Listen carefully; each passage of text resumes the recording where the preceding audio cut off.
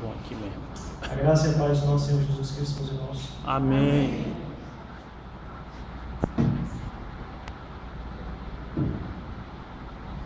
Eu sou feliz de estar aqui com os irmãos mais uma vez. Eu prometo não me demorar nesta noite. Eu gostaria que os irmãos abrissem as suas Bíblias no livro de Daniel, no capítulo 2.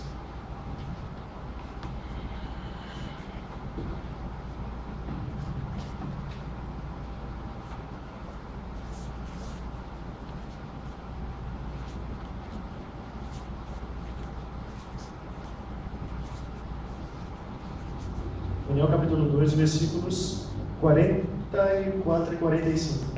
Está no finalzinho do capítulo.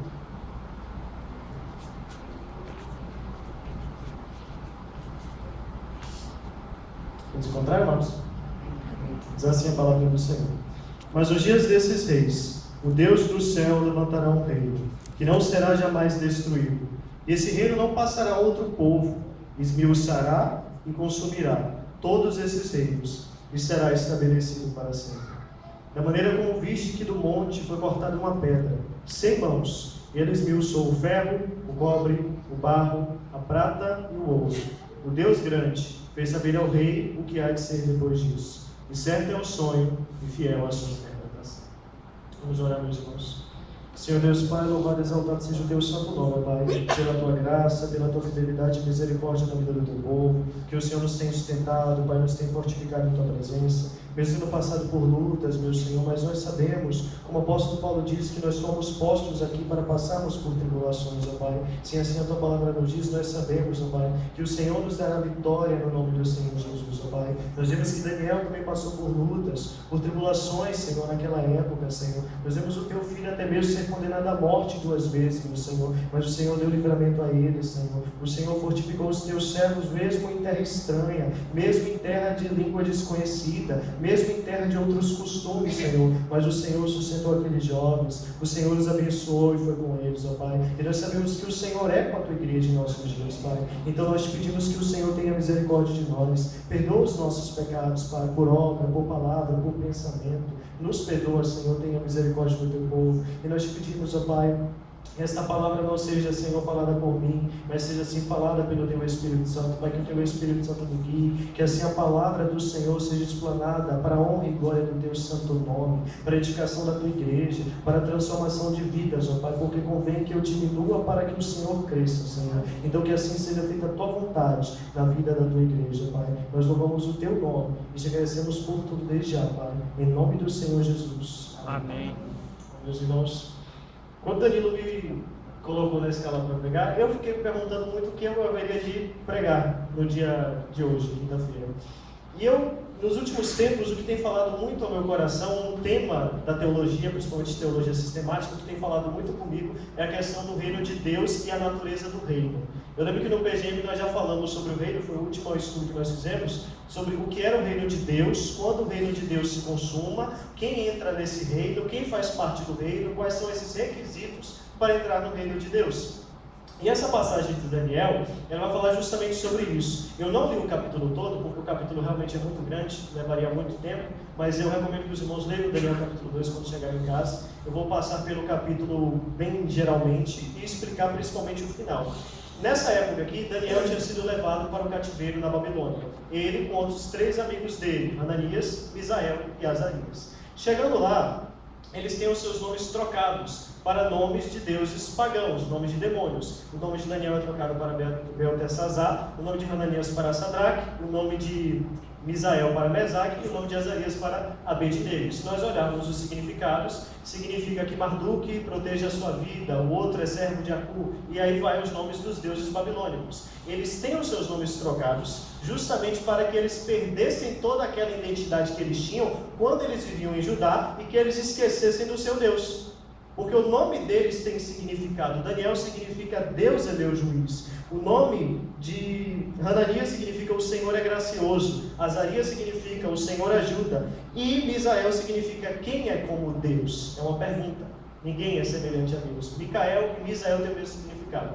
Então, Nabucodonosor ordena que os nomes deles sejam trocados. E também ordena que eles comecem a mergulhar naquela cultura pagã e idólatra. Como?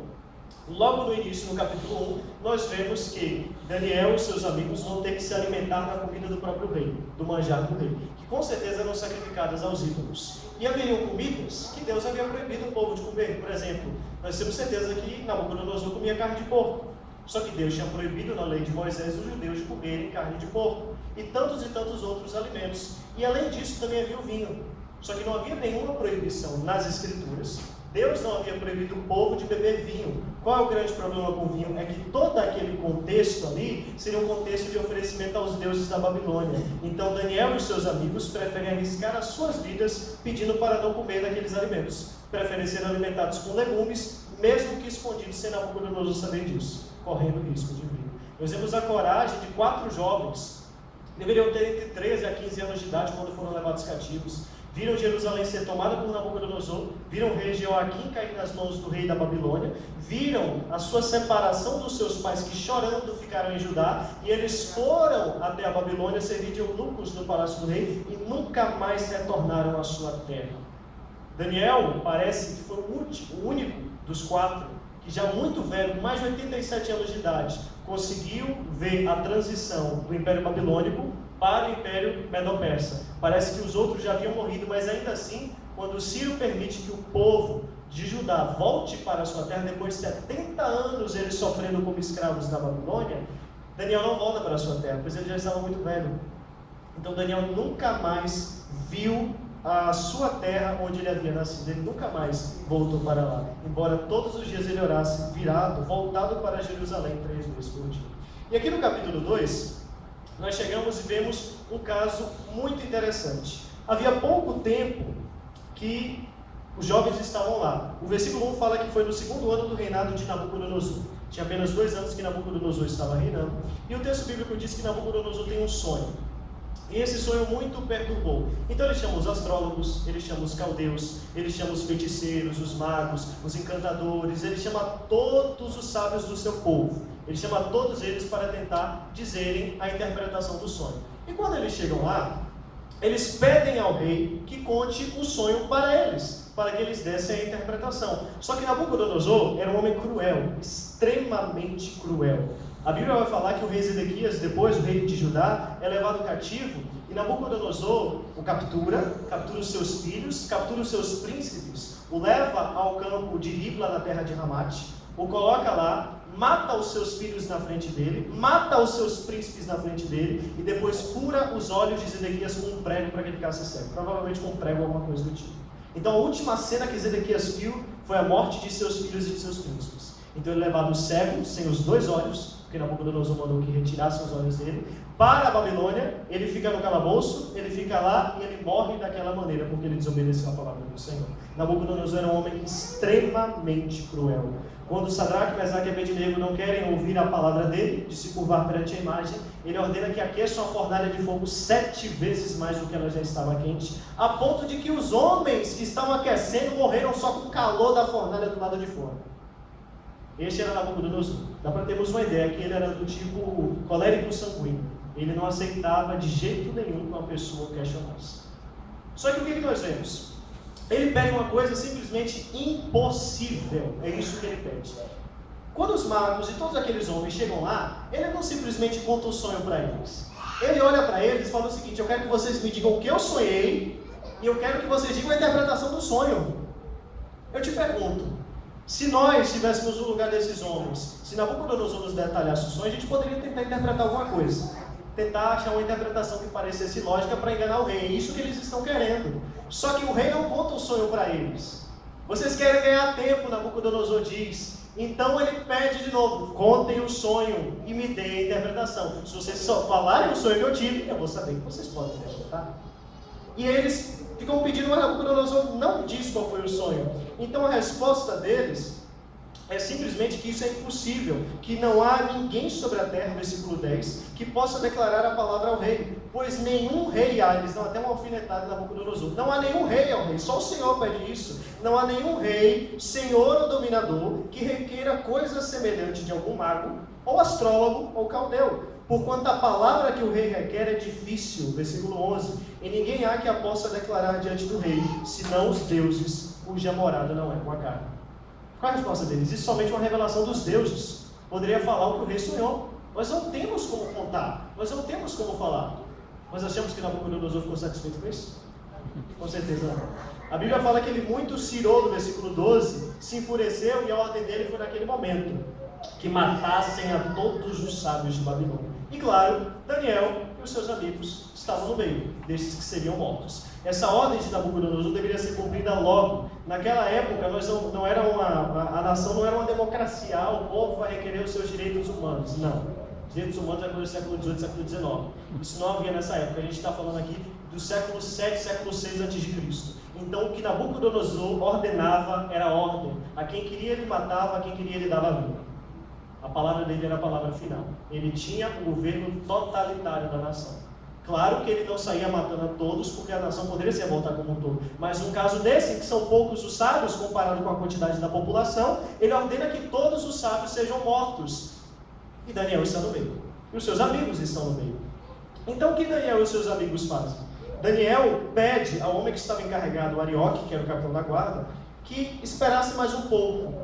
E depois ele pede uma audiência com Nabucodonosor. Ele quer comparecer perante Nabucodonosor e ele quer contar o sonho. Mas para isso ele, Hananias, Misael e Azarias vão orar a Deus à noite. E nós vemos que Deus é um Deus que responde orações. Meus irmãos, se nós não crêssemos que Deus responde orações, nós não seríamos cristãos. Nós não teríamos nem por que orar. Na verdade, existe uma teoria filosófica que foi muito difundida na Inglaterra do século XVIII, chamada deísmo. O deísmo diz o seguinte: nós já ouvimos o deísmo pela rua.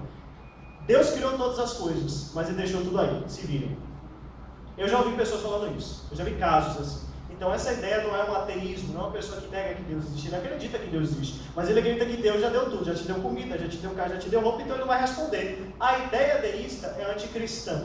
Por quê? Porque ela não acredita que Deus intervenha na história. Então milagres são impossíveis, curas são impossíveis, e é impossível que Jesus seja Deus, segundo a visão deísta, porque Deus não interfere na história. Se Jesus é Deus feito carne, Deus interferiu na história para a nossa salvação. Mas a visão deísta vai dizer que não. Então é impossível nós orarmos a Deus se nós não cremos que Deus responde às orações. Logo é impossível você ser um cristão e é impossível você ser um deísta. Porque ou Deus age ou Deus não age. Ou Deus ouve a sua oração ou Deus não ouve a sua oração. Daniel e os seus amigos criam que Deus ouvia as suas orações. E realmente Deus ouviu. Confortante para nós saber que Deus ouve as nossas orações, não? Se a gente parar para pensar, o momento que eles estavam passando, imaginem, vocês estão na Babilônia, numa terra que vocês estão aprendendo a língua, estão aprendendo a ler o alfabeto deles, vocês estão aprendendo os costumes, estão vendo que tem mais de 1000 templos a deuses lá naquele lugar, que o rei é um tirano que mata quem ele quer, e você acaba de saber que você vai ser morto daqui a uns minutos, daqui a uns dias. Como nós reagiríamos? A adrenalina é liberada do sangue.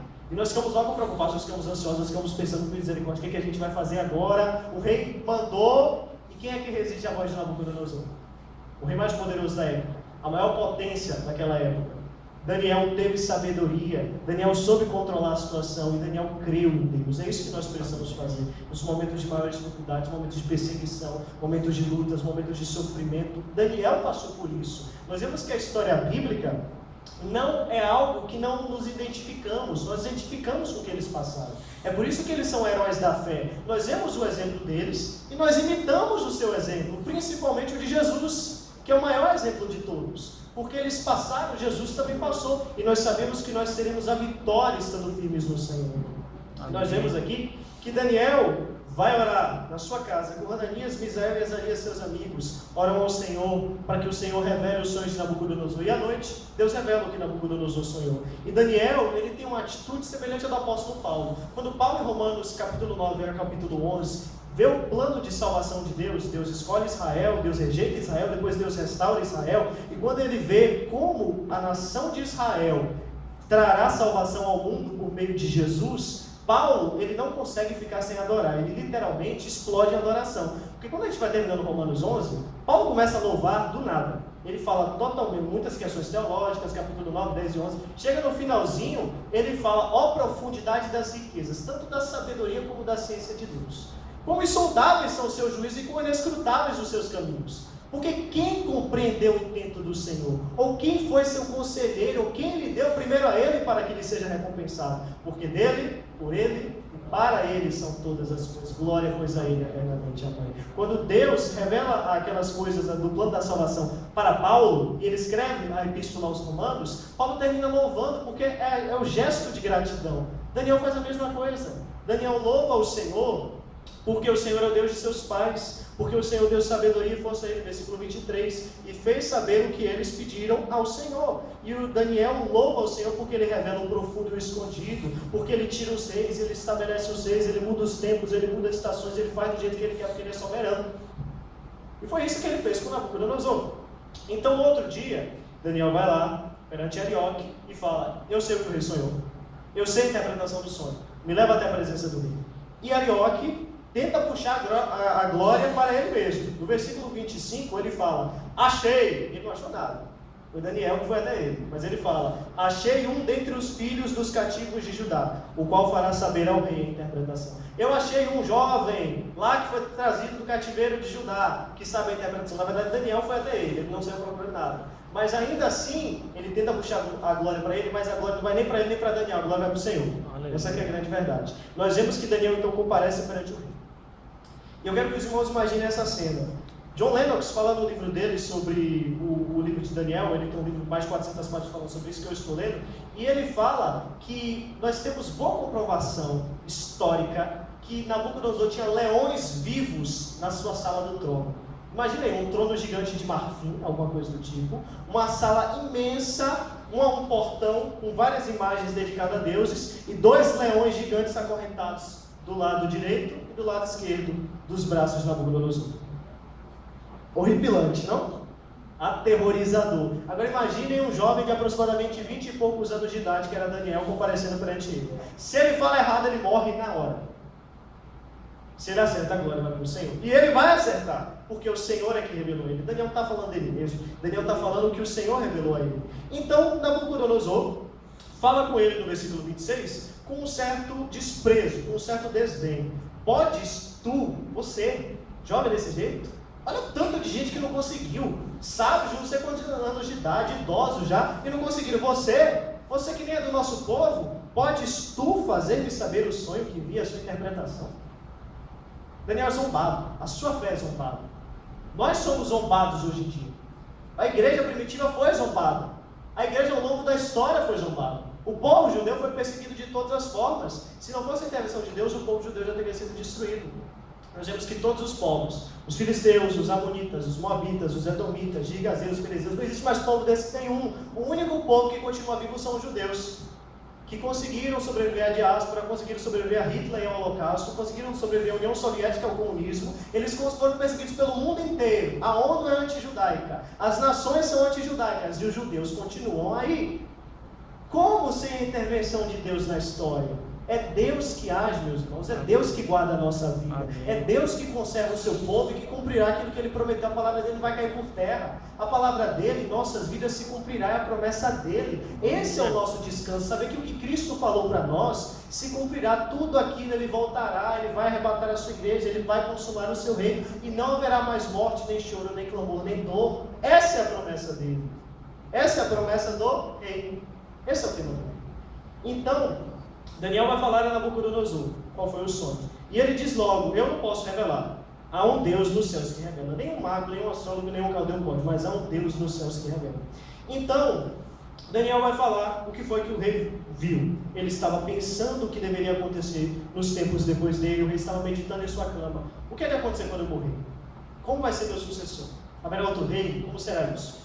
Então, Nabucodonosor, preocupado com isso, tem um sonho. E Deus revela a ele o que há de acontecer. Nabucodonosor tem um sonho desse jeito. Ele vê uma estátua muito grande, com a cabeça de ouro.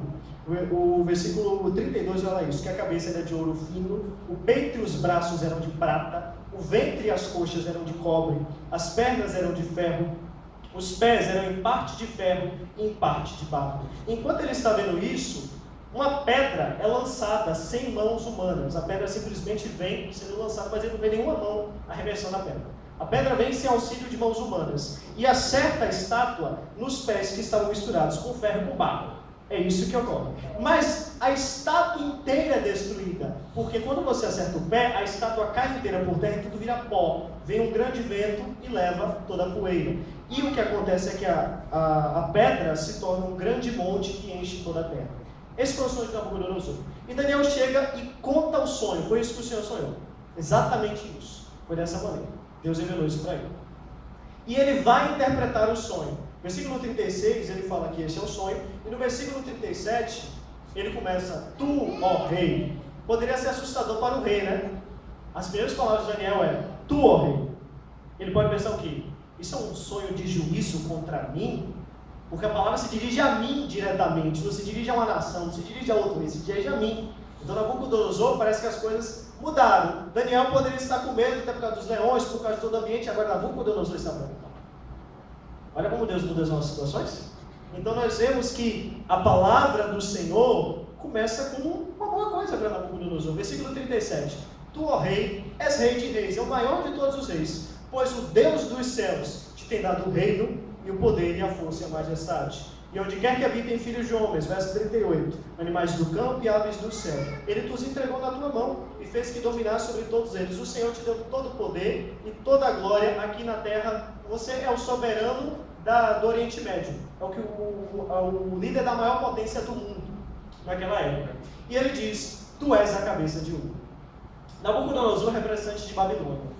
O ouro é a representação de Babilônia porque a Babilônia foi o mais rico desses reinos. Então o ouro é a representação ideal. Nós vemos que é uma sequência cronológica, algo que vai passando ao longo do tempo. Primeiro nós vemos a cabeça de ouro representando o reino da Babilônia e Nabucodonosor, o primeiro deles e o mais rico deles. Na sequência, o versículo 39 fala: E depois de ti, depois da Babilônia, se levantará outro reino inferior ao teu. Esse é o reino da Medo-Pérsia. Quando a Pérsia e a Média se uniram, formaram um só reino, e sobre os reinados de Ciro, de Dario e de Assuero, também chamado de Artaxerxes, eles foram o reino que foi a potência depois da Babilônia. Só que é prata, porque ela não é tão rica quanto foi Babilônia no passado. Então nós vemos que é um reino que irá dominar. E isso ocorre, a gente vê no capítulo 5, que o rei Ciro corta o curso do rio Eufrates, bloqueia o rio, chega na Babilônia, mata Belsazar, descendente de Nabucodonosor, e conquista o reino. Agora a Babilônia caiu, não existe mais, agora é Medo-Pérsia que reina, e Daniel experimenta essa transição, e ele morre no reinado da Medo-Pérsia. Depois nós vemos, ainda no versículo 39, um terceiro reino de metal, o qual terá domínio sobre toda a terra. Esse é o Império Grego, que foi o Império de Alexandre o Grande, ou Alexandre Magno.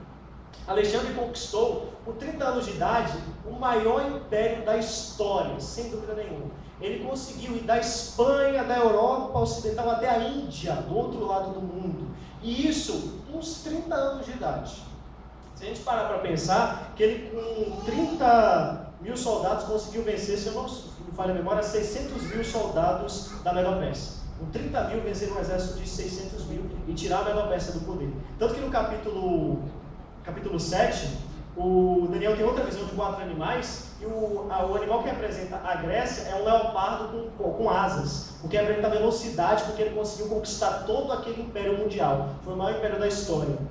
Mas depois disso nós vemos o quê? Nós vemos o quarto reino, verso 40. E o quarto reino será forte como o ferro. Algumas traduções do versículo 39 vai falar que o reino de metal pode ser reino de cobre ou de bronze, porque nós vemos que na época de Alexandre o Grande as armas eram feitas de cobre ou de bronze, era a era do bronze. E na época do Império Romano, as armas já eram feitas de ferro, que é um metal mais resistente, é a chamada Era do Ferro. É até por isso que Roma tem mais poder, é mais forte do que a Grécia, porque o ferro é mais forte do que o cobre. Essa é a representação na estátua. No versículo 40, o quarto reino será forte como o ferro. E nós temos mais detalhes desse reino do que todos os outros.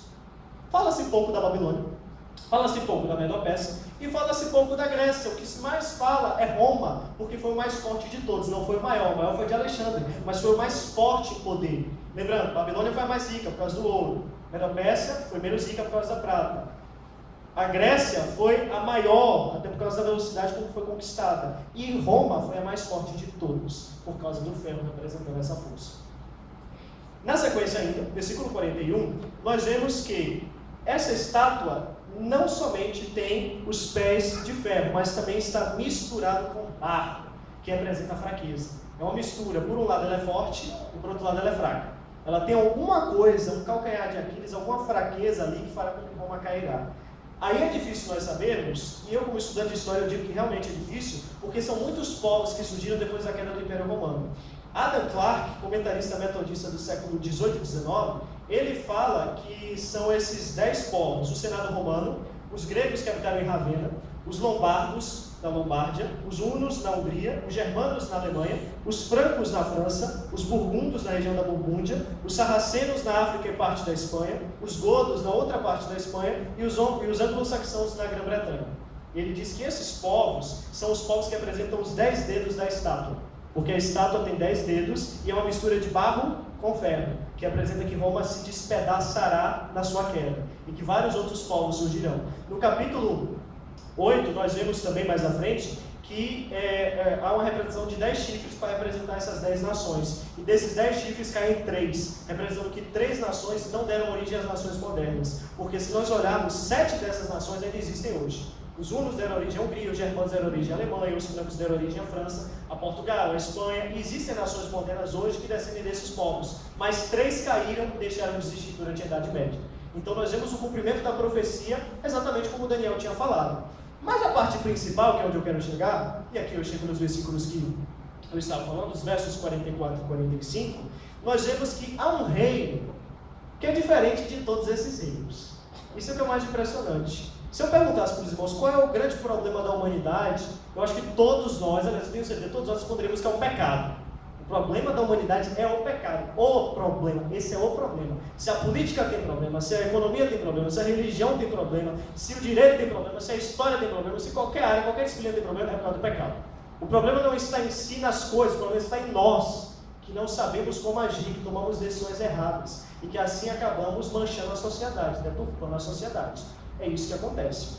Se o grande problema é o pecado, nenhum reino humano vai durar para sempre, porque reinos são corruptos, as pessoas que controlam os reinos são corruptos. Nós podemos ver que quase todos os casos em que reinos caíram foi por arrogância, por orgulho, por soberba, ou por traição, por desejo de tomar o lugar do poder. A questão do poder do mais forte. Quando nós vemos, e eu como estudante de história eu falo isso, como nós vemos interpretações como o de Karl Marx, ele vai falar que a história é uma eterna luta de classes. Você vai ter o burguês contra o proletariado, você vai ter o rico contra o pobre, você vai ter o branco contra o negro. Sempre tem um opressor e um oprimido. Essa é a ideia deles. E não há esperança na história. A história é cruel, segundo eles. Eles vão falar que a história nada mais é que uma eterna luta. E só tem como acabar com essa luta quando você acabar com todas as classes. Você deixar todo mundo na posição de igualdade, mesmo que seja todo mundo na pobreza extrema.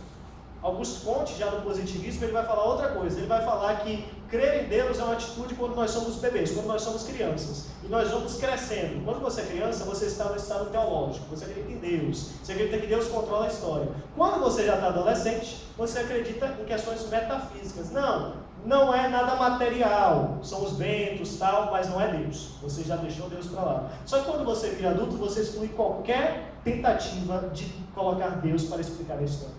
Qualquer tentativa de colocar qualquer coisa sobrenatural para explicar a história. Essa é a ideia dos positivistas. Mas nós, como os cristãos, discordamos plenamente dessas interpretações acerca da história.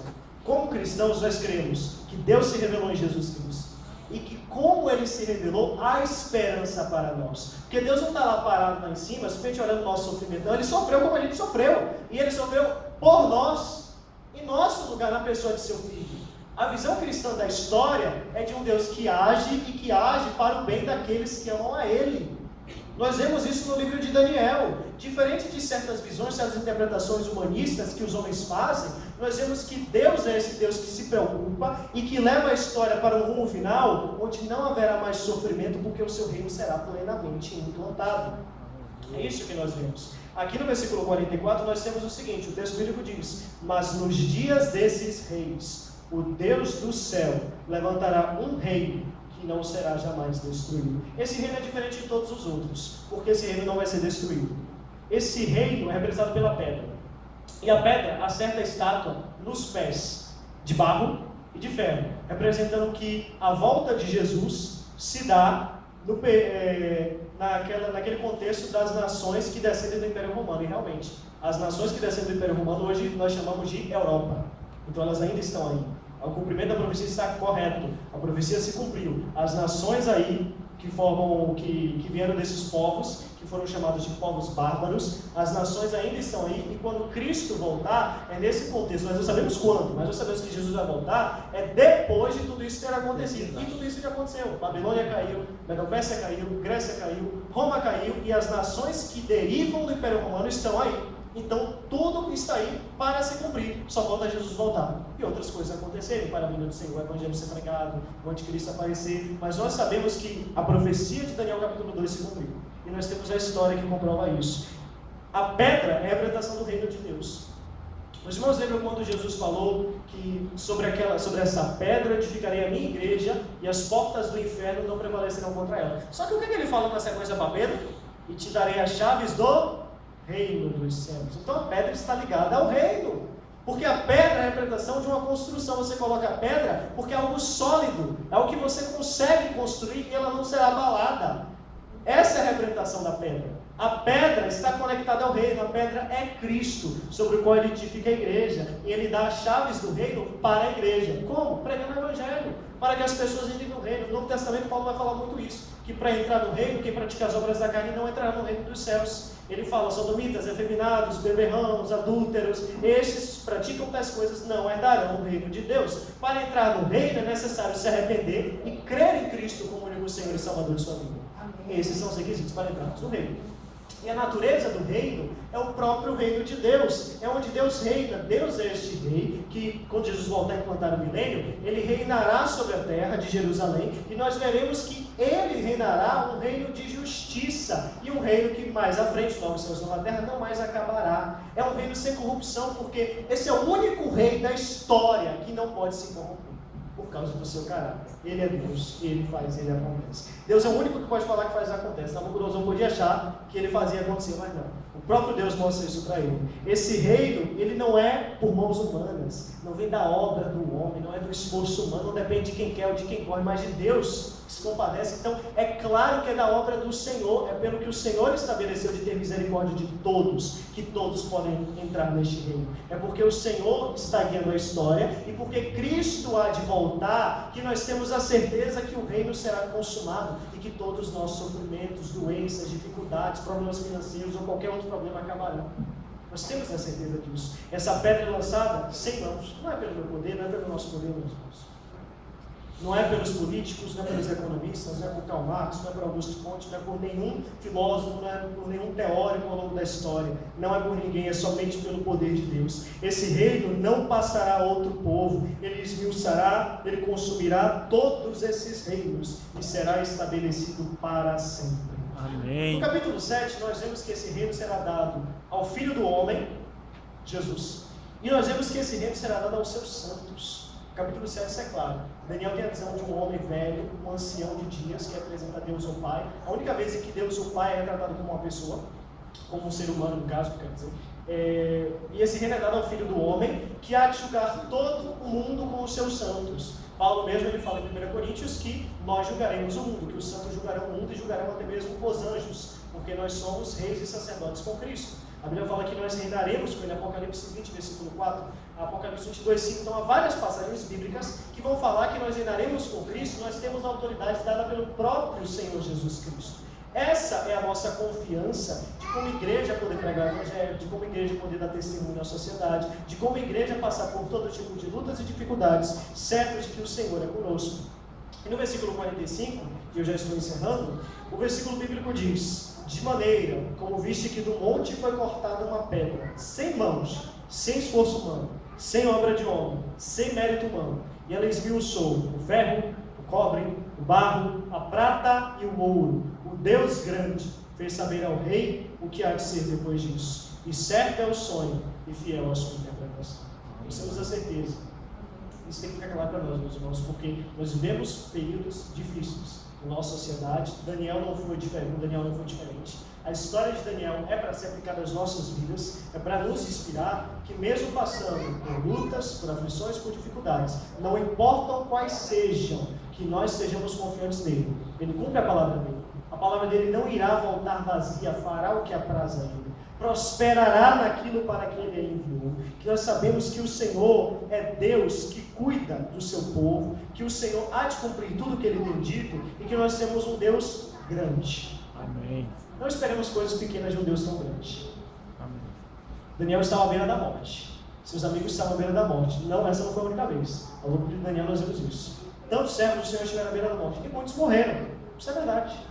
Mas eles tinham a confiança, a inteira certeza de fé, de que no Senhor eles têm a vitória, e que naquele grande dia da vinda do Senhor, tudo o que nós passamos terá feito sentido. E eu não estou dizendo que será fácil, eu estou dizendo que valerá a pena.